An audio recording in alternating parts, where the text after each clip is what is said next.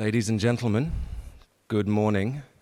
Apologies for the slightly late start. We wanted to hold on just a few more minutes to allow a few more of the participants to join us. I am very pleased to say that you in the audience at least outnumber us on the panel. That's a good sign. We did ask the organizers the logic of starting at 8:30 earlier than the day before, but no explanation was given. But thank you very much for those enthusiasts and stalwarts of freedom of expression who have come. I'm sure others will be joining us during the course of the panel. For those of you I've not had the pleasure of meeting before, my name's Thomas Hughes. I'm the Executive Director of Article 19. And this, of course, is the panel for the presentation of this year's joint declaration by the Special Rapporteurs and representatives of the UN, OAS, AU, and OSCE. We have for you today a very strong and interesting panel and some great panelists. Immediately on my right, we have Edison Lanza, the Special Rapporteur for Freedom of Expression with the Organization of American States. To his right, we have Frane Marovic, Director of the Office of the OSCE Representative for Freedom of the Media. To Frane's right, we have Toby Mendel, the Executive Director of the Center for Law and Democracy. And to Toby's right, we have Barbara Bukowska, my colleague at Article 19, who's our Senior Director for Law and Policy. The joint declaration is, of course, drafted together with the other mandate holders who, for different reasons, were unable to join us. But that, of course, includes David Kaye, the UN Special Rapporteur on the right for freedom of opinion and expression. Unfortunately, although he is on the agenda, due to family reasons, at the last minute couldn't join us, but we do have a video statement from him that we will be showing shortly. Of course, Dunja Mijatovic, who we're very pleased has been extended in her OSCE mandate, but of course the office is represented by Frane, and Pansy Takula, the African Commission Special Rapporteur on Freedom of Expression and Access to Information. We also have a written statement from her that we will read out about halfway through the panel. For those of you not familiar with the joint declarations, these have been ongoing since 1999. And provide an opportunity for the four mandate holders to collaborate, to come together, to identify a key issue around freedom of expression and information of that year that they believe requires input and international steering in terms of progressive standards, and also to have the opportunity to create soft law and push those standards in a positive direction. The joint declaration this year, of course, is on countering violent extremism and preventing violent extremism. I will try and explain very briefly the difference, or possibly the difference between the two shortly. And it is available, I believe, outside the room in English, French, and Arabic, and I believe the other translated versions will be available shortly, or you can find it online on the websites of any of our organizations. So, as you're probably well aware, the issue of countering violent extremism or preventing violent extremism has, over the last year or more, absorbed an increasing amount of international attention. We have a resolution on this at the Human Rights Council. We have a plan of action on this from the United Nations Secretary General. And we also have at the national level many state leaders continuing to very frequently reference this issue of extremism and the dangers that it poses, and implementing national initiatives in an attempt to address violent extremism. And we also have a number of pieces of legislation now being discussed and pending, ranging from countries from the UK to Indonesia to Kenya. So if this issue has not arrived in your home country or a country near you, it will certainly do so soon.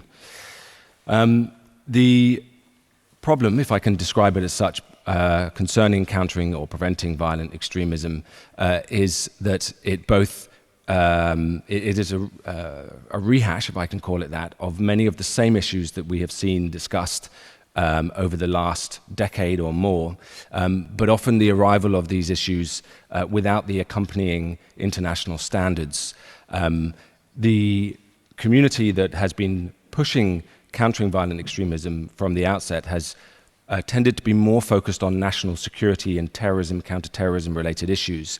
And it's only in the last year or so where a stronger human rights perspective has come into play. And that really defines some of the difference between countering violent extremism, which looks at the path to radicalization for individuals, and preventing violent extremism, which encompasses, as you've seen from the UN Secretary General's Plan of Action, a much broader set of issues, which range from economic empowerment all the way through human rights, employment, and sustainable development.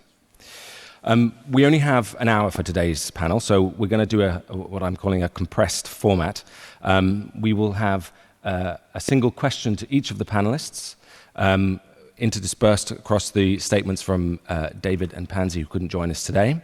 And then I will go to the floor for questions. So I don't see our hosts with microphones at the moment. I do hope they will arrive shortly. If you have a question, even during the course of the discussions, please put your hand up, get the microphone, and make yourself clear and obvious to me, and we'll take a question. We would, as far as is possible, like to have as interactive a discussion as is feasible. So we were going to start with the video statement from David Kay, and I am told that if I say video statement, it will suddenly pop up and appear behind us. So here we go. Yes, indeed. I could not be more disappointed to be here in Los Angeles at a time when you are marking World Press Freedom Day in Helsinki. I'm especially sorry not to be participating in person on this panel with my colleagues who together crafted the joint declaration we announced today. Before I say anything at the high altitude of our joint declaration, I want first to emphasize the detention of journalists is an affront to freedom of expression. Last year in Riga, during World Press Freedom Day, I mentioned in my public remarks a number of reporters and writers detained solely because of the work they do to provide information and ideas of all kinds to the world. Among them were Syrian journalist and activist Mazen Darwish, who I understand is in Helsinki, the American reporter Jason Rezaian, held in Iran, the Zone 9 bloggers in Ethiopia, and Thulani Maseko in Swaziland, all of whom are now free from detention.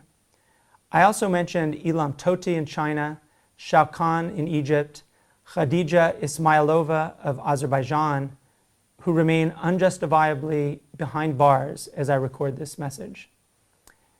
In the year since, many more have been and remain detained. But if people in civil society and in key governments had not raised their voices, would Mazen, Jason, the Zone 9 bloggers, and Thulani be free today? I'm not so sure they would. Agitating and calling for freedom and accountability are critical to media freedom today. We must continue to call for the release of Shao Khan and other journalists in Egypt. We must continue to raise our voices about the detention of Khadija and her colleagues in Azerbaijan. We must continue to call for the release of Ilham Tohti in China. We are forced to add others to the list, sadly, but silence serves authority, while speaking up as we do on World Press Freedom Day serves a real and valuable purpose. Threatening journalists, killing journalists, failing to protect journalists, failing to hold accountable those who do these things to journalists, these reflect the core threats to democratic governance today. The vast effort to silence not just dissent, but close off access to the information that helps us manage our own local and national destinies. It is here that I want to turn to say a few words about the joint declaration, focusing specifically on the impact that programs and initiatives countering violent extremism have, often purposely, sometimes inadvertently, on independent media. I'll highlight 3 points that strike me as important to understanding and then using this declaration. First, terrorism is having an impact on reporters in at least 2 ways. Most importantly, the terrorists themselves, most infamously and tragically at the office of Charlie Hebdo and on hilltops in Syria, are directly targeting reporters and cartoonists and others for death or kidnapping. The awful reality is that these attacks force reporters, particularly those in the field, to avoid those places most in need of reporting, so they function as a kind of censorship by violence.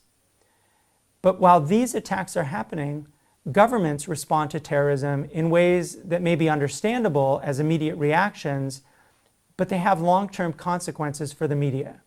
Surveillance, the blaming of technology, especially security tools like encryption, and legal proscriptions against supporting or glorifying terrorism often deter coverage.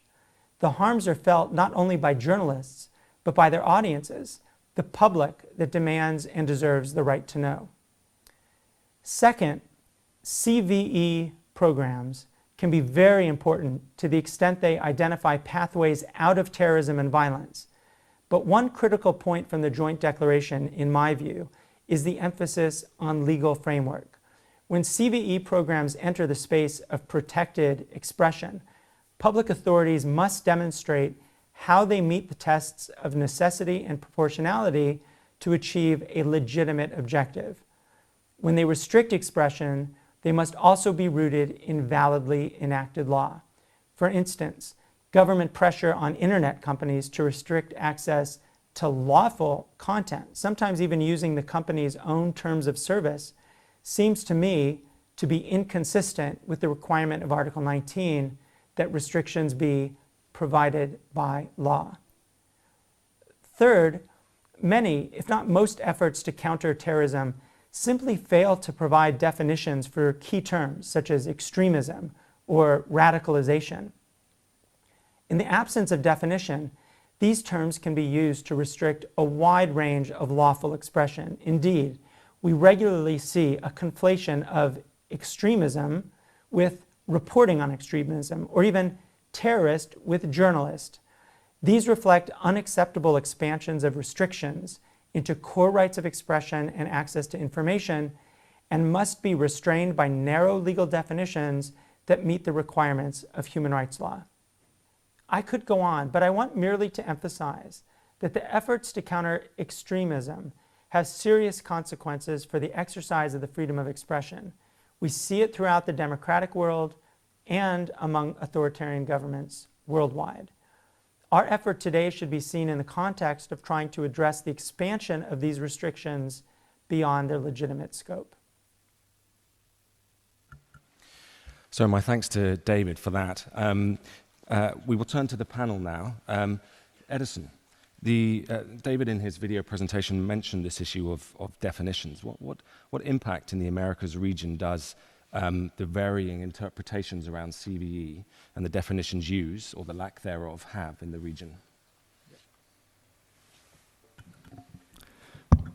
Thank you, Tom.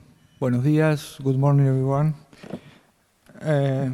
I appreciate this opportunity, and let me say that thank again to the Article 19, Toby Mendel and Democracy of Law, and the other colleagues for have this opportunity to share these ideas with all of you. The Office of the Special Rapporteur has recognized that the state has the duty to protect its citizens and prevent violence. In that sense, the prevention of violent extremism by addressing its causes and strengthening communities is certainly an important goal. However, this effort must be based on the respect for principles of human rights. There is growing concerns that the CVE programs, or the PVE efforts, developed at national and international level in order to protect the interests of security, of national security, based on vague and imprecise concepts of extremism and radicalization. In particular, in my region, in Americas, the use of these vague and ambiguous concepts in policies used in the past to combat terrorism, subversion, or organized crime finally ended up seriously affecting human rights. We must remember that when the international agencies and the national level and international level, we try to put in present a new concept of national security. In particular, in relation to freedom of expression, our concern is these vague and elusive concepts and definitions, such as these ones may end being used to criminalize dissenting views or protest, affecting in particular members of civil society, religious minorities, journalists, human rights defenders, political opponents, or in our region, especially indigenous people, in regard with their fights.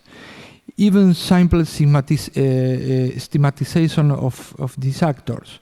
For this reason, this joint declaration stresses that the concept of violent extremism and extremism should not be used as the basis for restricting freedom of expression unless they are defined in clear manner and narrow way.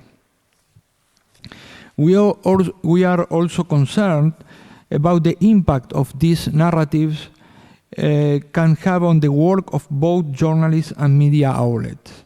The media play a fundamental role in reporting violence and contribution to the society understand the causes and the consequences of this violence.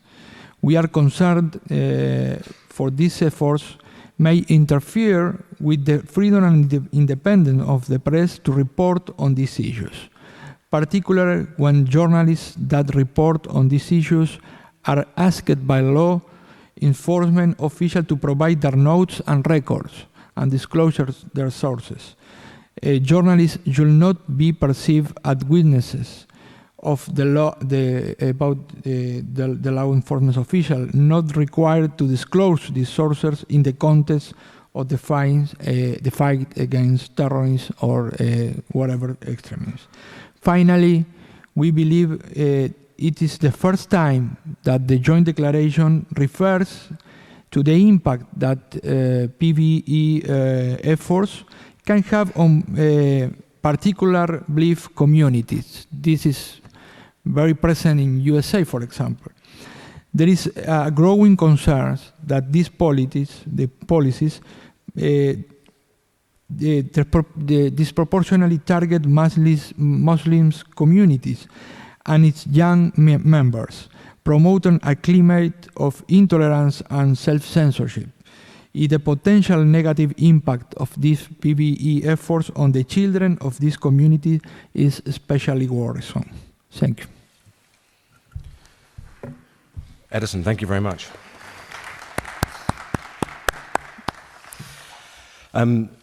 So, Frane, over to you. Touching on the discussions actually that took place in yesterday's plenary panel, can you tell us more about attempts in the European region to criminalize support to terrorism online and the effects that that has on intermediaries and obligations that could be expected of them? Thank you and good morning to everybody.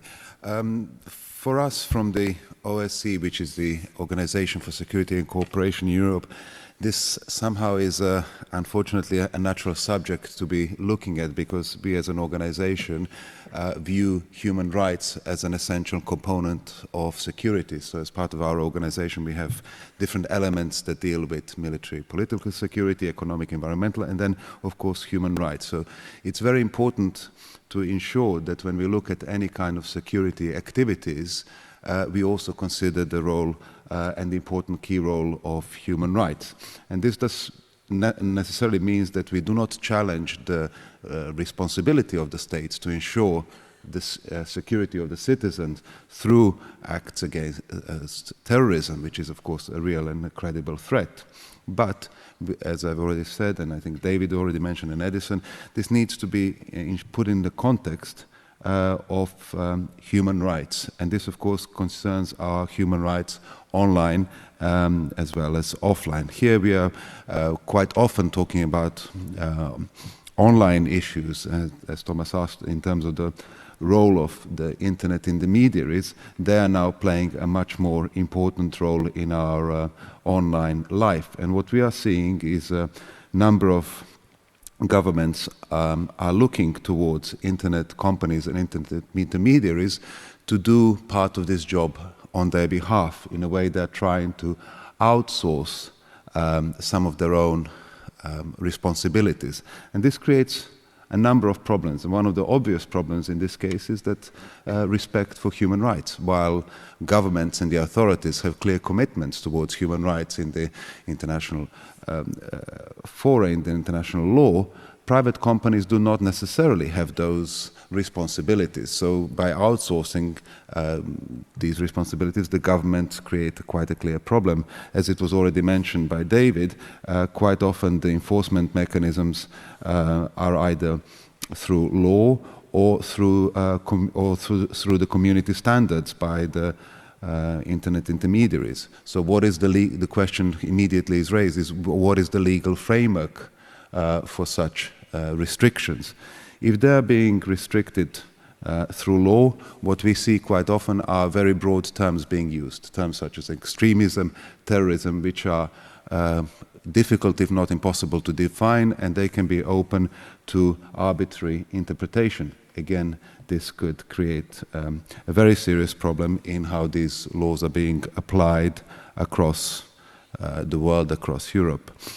What we are talking about is essentially the possibility through such activities, through such legislation, to limit criticism, political, of ideas, of ideological, of religious opinions and so on, ethnic, as Edison mentioned, ethnic, religious minorities and so on. So it becomes very problematic in many different cases. So this is, for us, a very important joint declaration in order to put some of these things quite clearly outset on behalf of the, essentially, the community of free expression.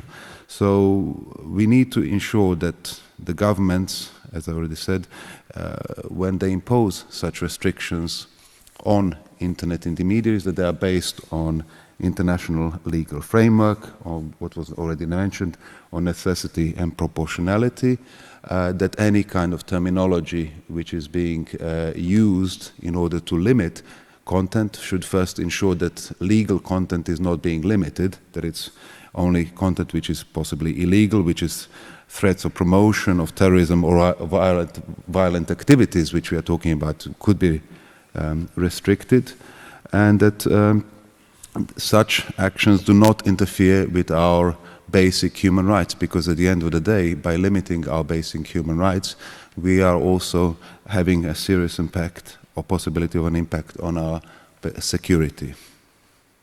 So in a way, I think the role of the intermediaries in this process could almost be a subject for a whole new joint declaration as well. Rainer, thank you very much. It could indeed. I think that goes without saying. Toby, turning to you, I think a lot of the media development and media actors here with us in Helsinki are increasingly finding themselves not necessarily under pressure, but being requested to look at the issue of counter-narratives and training and support to be CVE sensitive. What are the possible impacts of this on press freedom? And what is the interrelationship, do you feel, between CVE and these counter-narratives? Thank you. Just before I get to that question, I'll note that this is the 18th annual statement by the Special Rapporteurs, and I'm rather proud to have been associated with every one of them. I was walking over here and I mentioned that to someone, and he used the term dinosaur in his response to me, and I'm a little less proud of that aspect of it, but yeah, I mean, let me sort of, as a lawyer, reinterpret that question a little bit in the sense of how does the joint declaration deal with the issue of the role of the mediary in terms of countering terrorism and violence? And I would say that there's a positive and a negative aspect to that.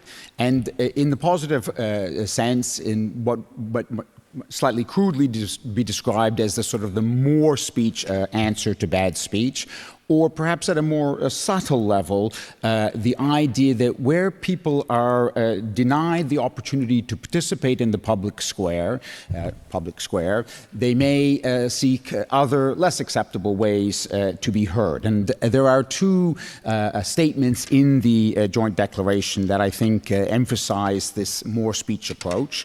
The first is it calls on states to ensure that the media in times of tension are able to keep people informed by creating an environment where a free, independent and diverse media can flourish.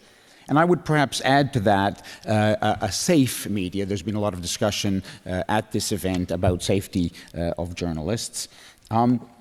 And then a second statement is that part of states' strategy to combating terrorism should be support for an independent media and communications diversity. So two of the positive statements about sort of more speech. Secondly, the joint declaration also addresses the case where states are trying to pressure the media, as more in line, I think, with the question that was asked. There is the criminal element to that, and David, for example, mentioned the three-part test under international law for criminal restrictions. The declaration reiterates that, emphasizes the elements of that, specifically in the context of CVE initiatives. Among other things, it reiterates Article 22 of the International Covenant on Political Rights, which addresses the issue of hate speech. And so it calls on states only to prohibit advocacy of hatred, which constitutes incitement to hostility, discrimination, or violence, and not go beyond that. As Frayne mentioned in his comments, the declaration also addresses the question of intermediaries. And in addition to what Frayne said, calls on states not to use their coercive power to try to influence what intermediaries are doing. This idea of the state, can bring coercive power, both of a positive and a negative carrot and stick type of measures, and it should not use those to try to affect content. We discussed in the context of preparing the joint declaration whether we should also include a statement on self-regulation.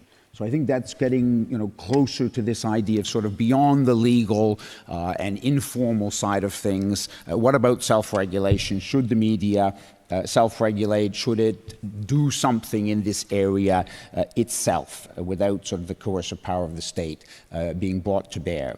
And we had quite an interesting discussion about that. I see Edison nodding his head. And in the end, we decided not to include that, really for two reasons, I think.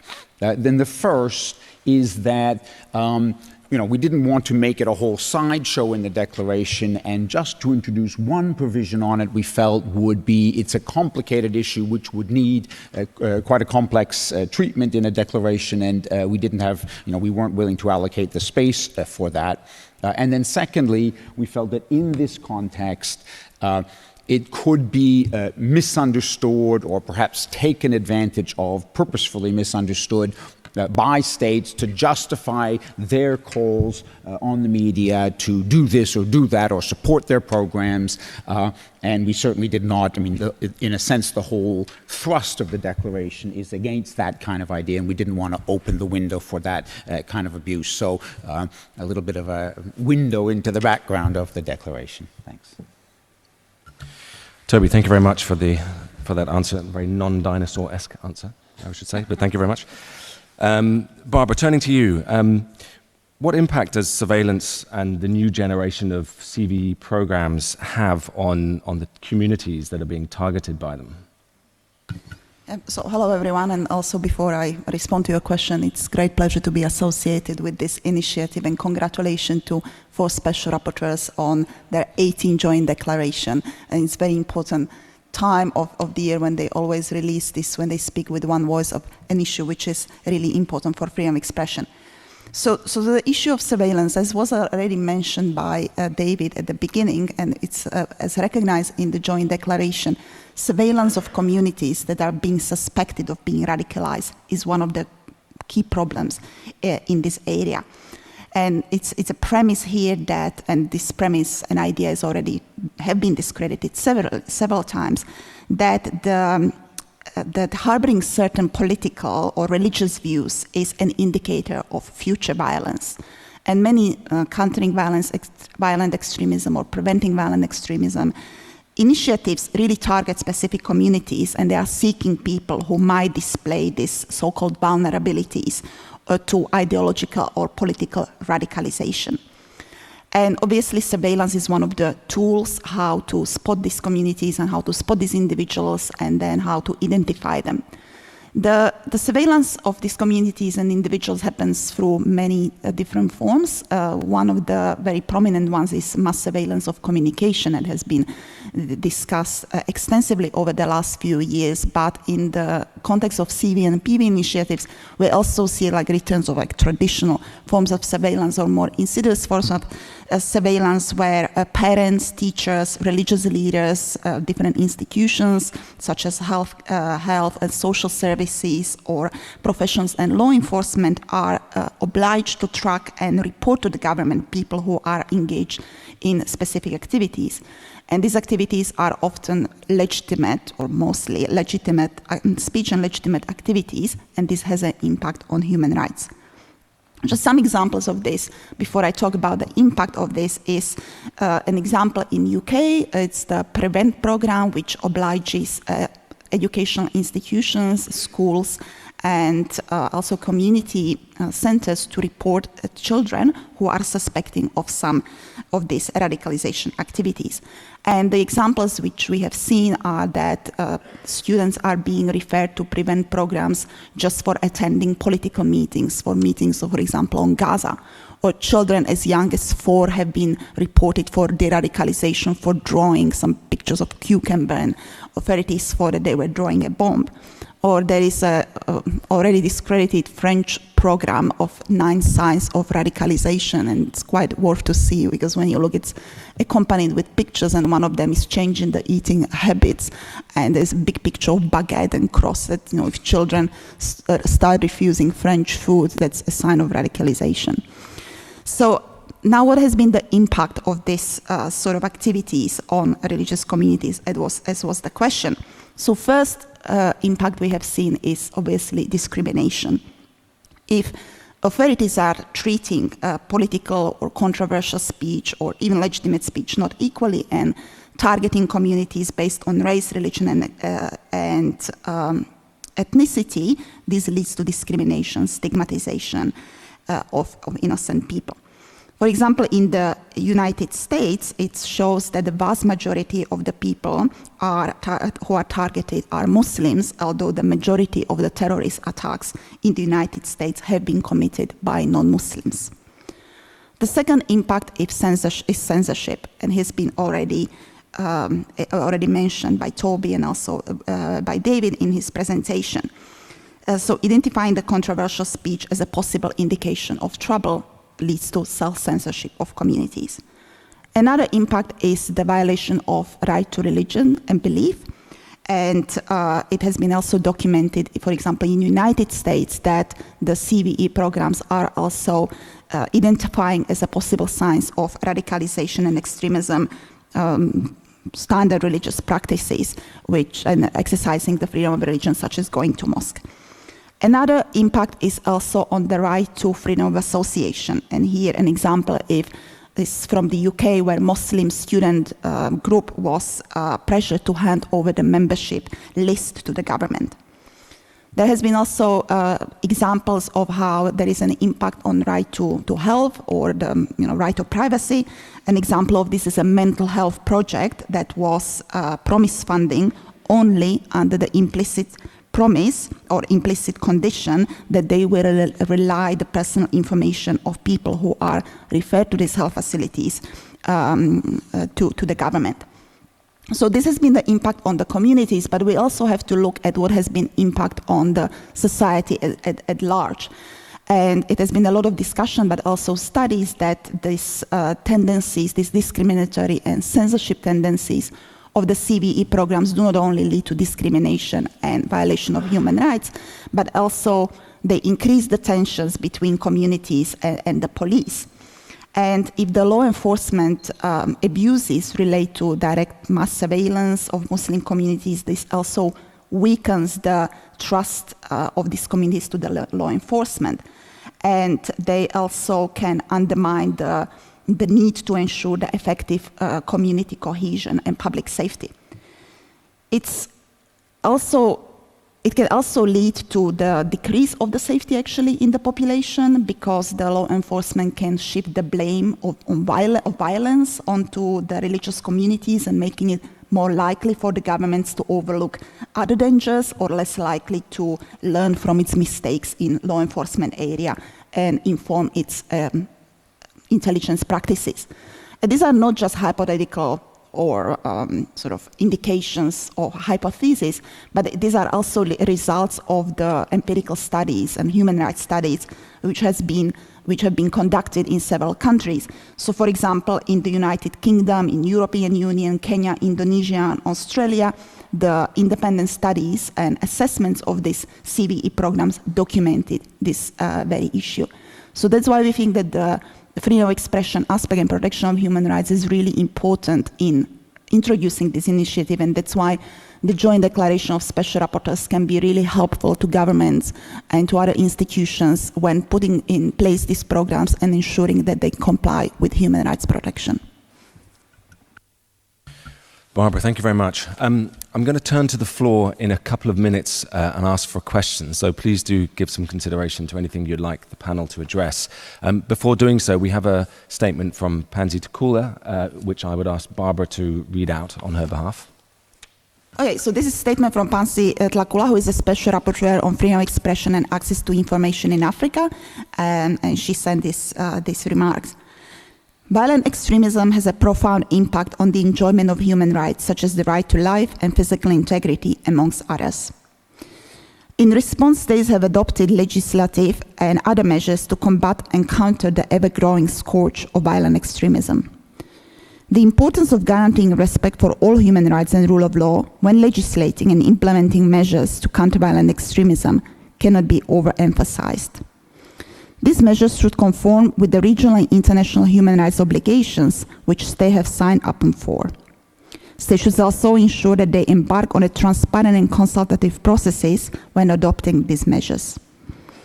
Unfortunately, in some countries, measures taken to combat violent extremism are used to restrict fundamental freedoms, in particular the right to freedom of expression and access to information. The restrictions are often arbitrary and do not meet the accepted international standards of legality, legitimacy, and necessity. The adoption and launch of this declaration is timely. It is my hope that all interested groups will use it to ensure that the right to freedom of expression is respected in all endeavors to combat violent extremism. The media in all its forms should be regarded as a tool to combat violent extremism and not a threat or enemy. Thank you. Barbara, thank you, and thank you also, of course, to Pansy for the statement. So, do we have any questions from the floor? If not, I will continue to exercise my moderator's prerogative and actually ask Edison. In your response to the question, you gave us a list of different actors who are affected by these CVE initiatives from an expression perspective. Can you talk a little bit more about the impact that this is having on a slightly different community, on the education and academic community at the same time? Yeah, thank you. I think that the problem is that these policies, it's building under the theory of radicalization. And then the governments make a link in between radical ideas and the follow step is the step to go to violence. And then this is a problem because, you know, the radical ideas, it's important to the public debate and the democracy, and these kind of policies have the concerns that include a most important censorship of the society. In America, for example, the ACLU, the Organization of Civil Rights of America, denounced that these programs that prevent violence, etc., include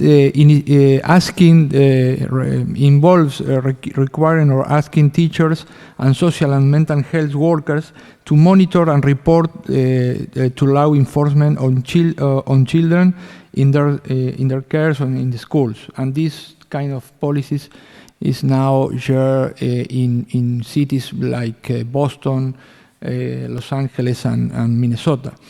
And then I think that we have more evidence of the impact of these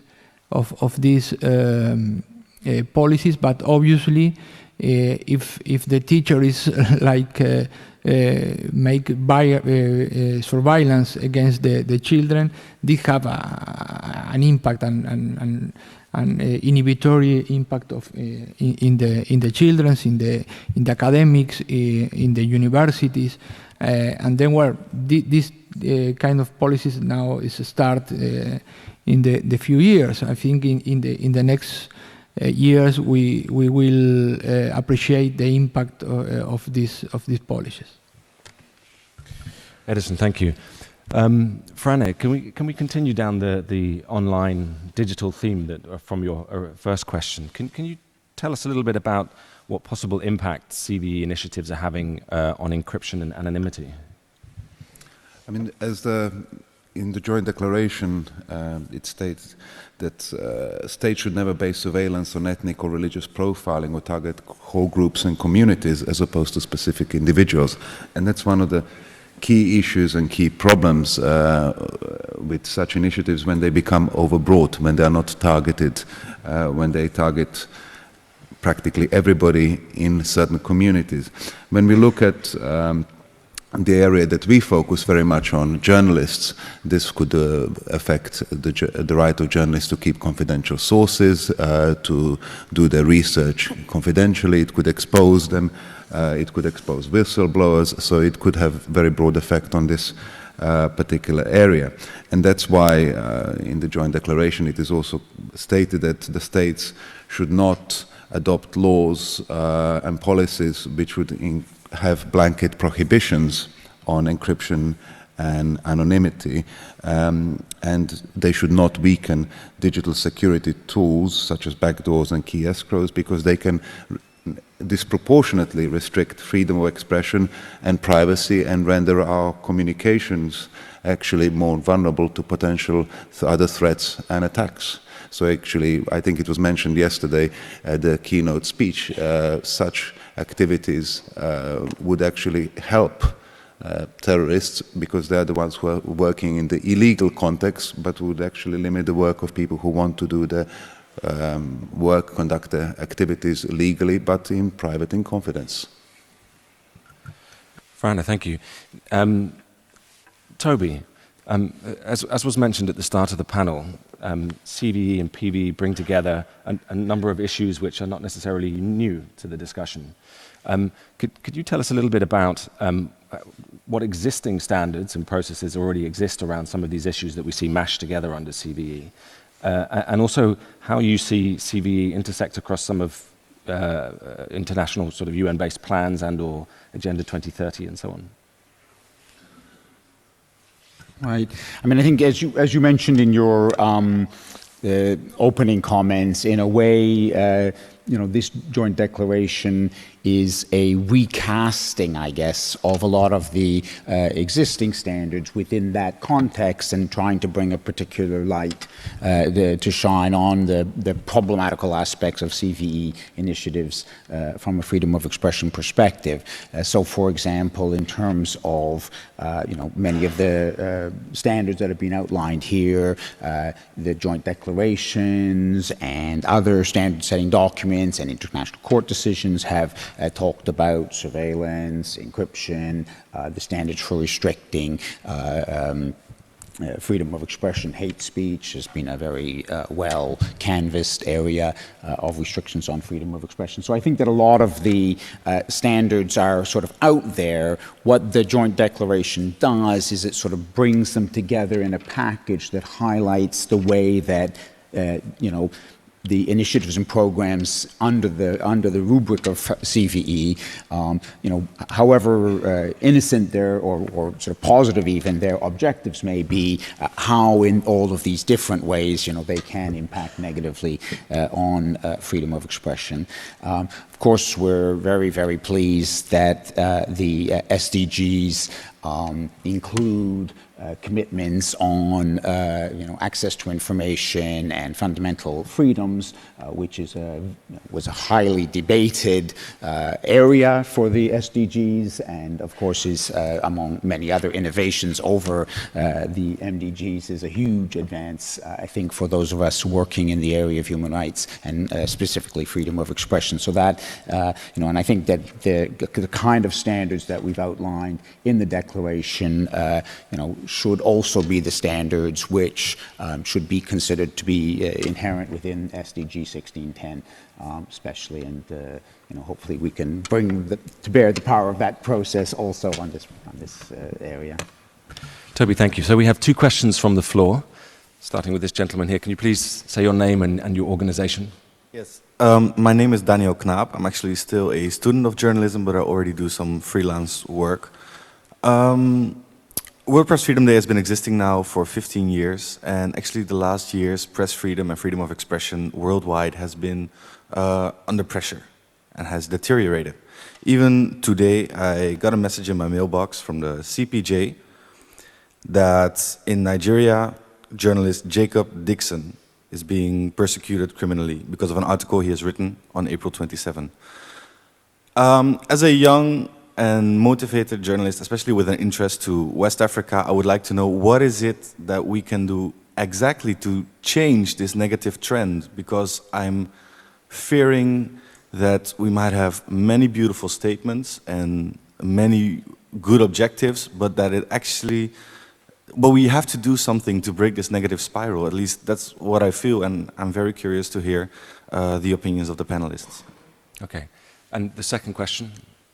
Can we take the microphone up to William, gentleman in the blue jacket?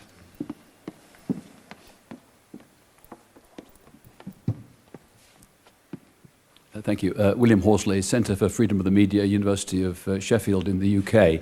I'd like to say it's a pity for many of us here that we have not had a hard copy of the statement. It rather takes away from the two-way effectiveness of this meeting. Perhaps it could be distributed. Yesterday at one of the sessions on hate speech, a questioner asked what to do when governments themselves are promoting hate speech. But in the context of your declaration, I'd like to ask how you assess the impact on the media themselves, the accepted media. What is the extent of the self-censorship or the distortion in the media of pressure, often from governments, but sometimes from media themselves and from other sectors, to stigmatize societies and distort the media. So what's the extent of that? What should the response of media be in terms of codes of practice or awareness? Is that something that you considered as part of the overall picture of the impact on society? Thank you. And the last question. Yeah. Good morning. If you allow me, I would like to make a comment, because my question already asked by William. Okay. It was about, however, about 8 months ago, a friend of mine called me from London, and he told me that a story I couldn't believe myself, but he said that his son was accused of being a possible, his son is a student in middle school, and that he might be radicalized. The reason is that the teachers are supposed to inform the police, as was mentioned by you here, if some signs happen. And the question is that this boy was bullied by another boy. The other boy came to his computer and did something to show that he was looking into some terrorist website or something, but he had nothing to do with it. He is a boy who is very innocent and away from this. And he and his family went through a very hard time because of that. that reminded me, that reminded me of something that a friend of mine told me in 1998 or 99. We met in London. He came from Iraq. He told me about the system in Iraq. If you are a pupil in the school, all the teachers are required to inform the security if anybody said anything about what happened in their families that might be a threat to the state, especially if it says something bad about the president, Saddam Hussein. So he told me that his cousin, a small boy, went there and he said, when they were talking about Saddam Hussein or something, there was something, he said, oh yes, my father saw the picture yesterday and he said, that donkey, something like this. And of course the teacher was traumatized because they don't like to inform the police, but if they don't, they will be in trouble if the police learn about it. So she informed the police came and the man was never seen after. My friend took his family and found a way to escape through Jordan and came to Britain. After the 9/11, you all heard George Bush and Tony Blair in particular repeating that what happened at 9/11 is not going, is intended to destroy our values, especially freedom, and we are not going to fall into that trap. I think, unfortunately, in the West, they are falling in that trap. And even more. In the rest of the world, like in the Middle East, it is actually ridiculous to think about this stuff because terrorism is created by the governments themselves, by the security services, most of the time, not all of the time. And they are directly or indirectly. So this is a question is, how can we distinguish between, so I do have a question after all,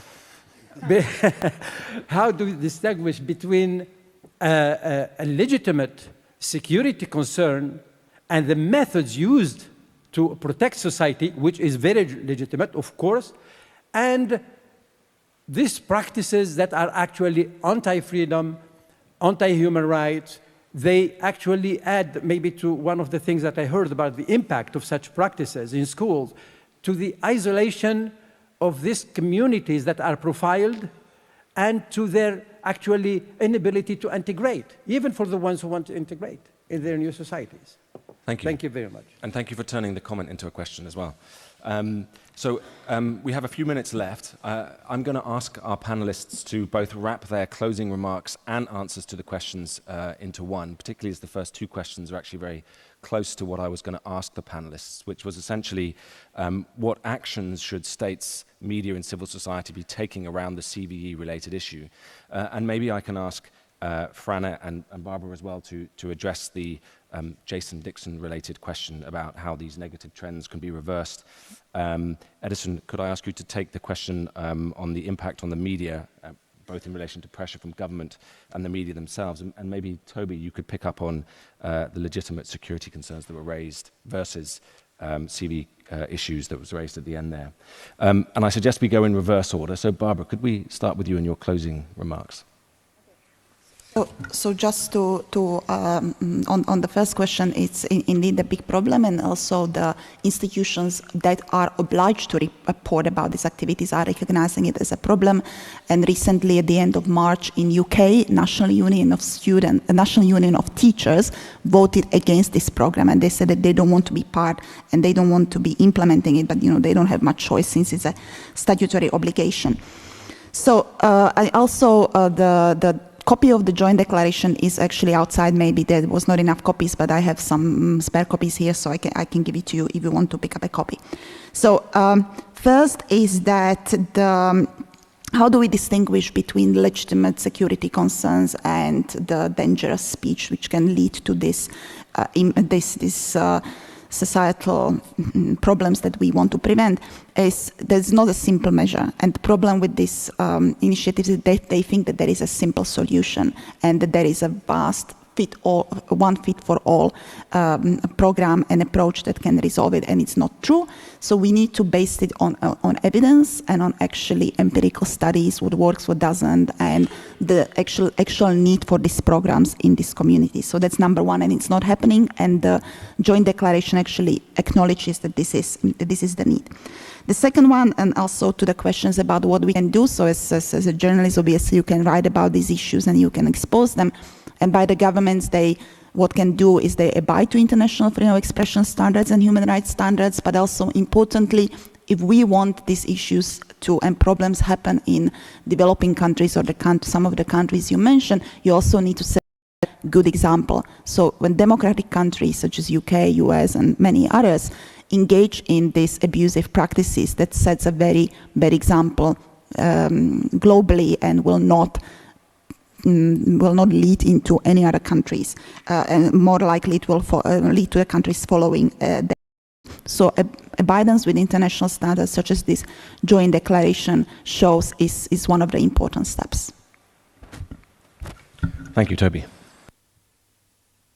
I mean, just very quickly on that last point, because Barbara's also addressed it. I mean, I think, when it comes to the state exercising its coercive power, under international law, we have sets of standards around that, when the police can investigate and that kind of thing. And we have sort of, hopefully independent judiciary that control that. I think it becomes vastly more complicated when we're talking about sort of the soft powers of the state. So for example, what happens in school. I happen to have 3 teenage sons at the moment, and I mean, there's a million subtle things that happen in school that affect behavior in all kinds of ways. I mean, sort of, a bit linked to some of the examples you raised. And I really believe that the only way to properly address that to combat racism. I mean, without doing that, you're not going to eliminate funny things happening in schools. Just in response to William, there is a, you talked about when, what happens when the state promotes racism, and there is a line, recommendation in the Joint Declaration about politicians and other leadership figures in society. Obviously, they enjoy very strong standards of respect for their own right to freedom of expression, so we're not talking here about legal constraints on them, but we do say that they should refrain from making statements which encourage or promote racism or intolerance. And that's become a very high-profile discussion in light of some of the statements that have been made in the U.S. Primary race. But actually, this is incredibly widespread and even much more horrible than that in a lot of countries. Very serious problem.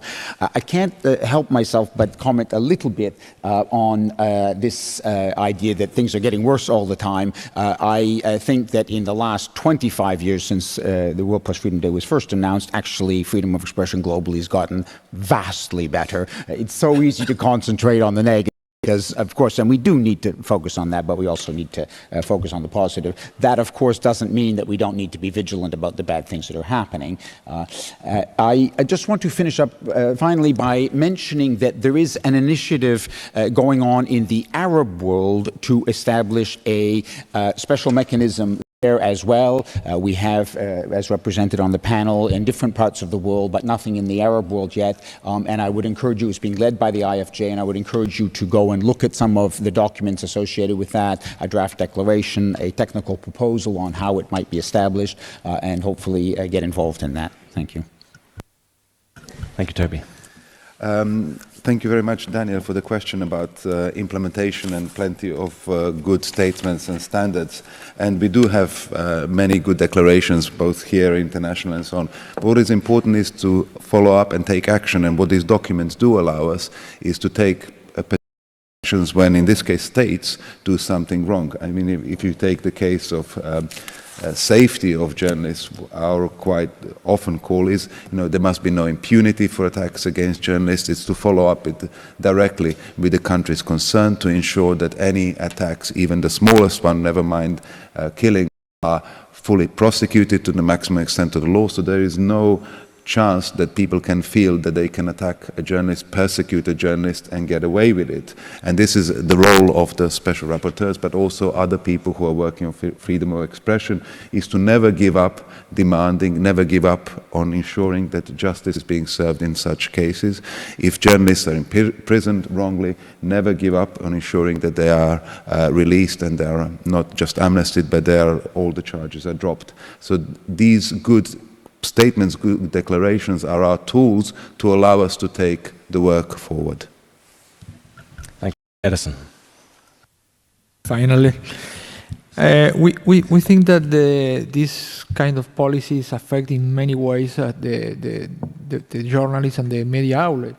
And in this case, I think that this joint declaration have a strong recommendation in regards protect the media and the journalists under these policies in many ways. Shortly, the state should not restrict reporting on acts, threats or promotion of terrorism and other violent activities unless the reporting itself incite imminent violence.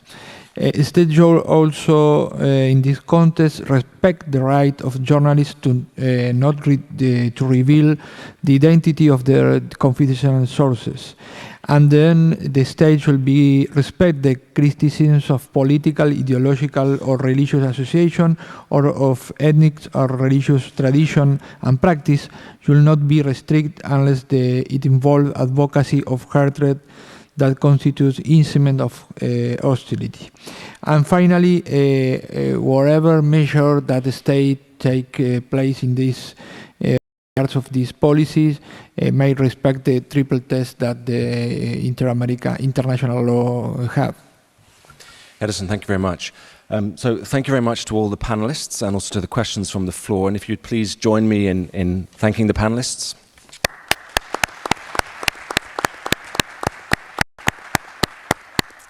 And my apologies that we have eaten into 5 minutes of the next panel.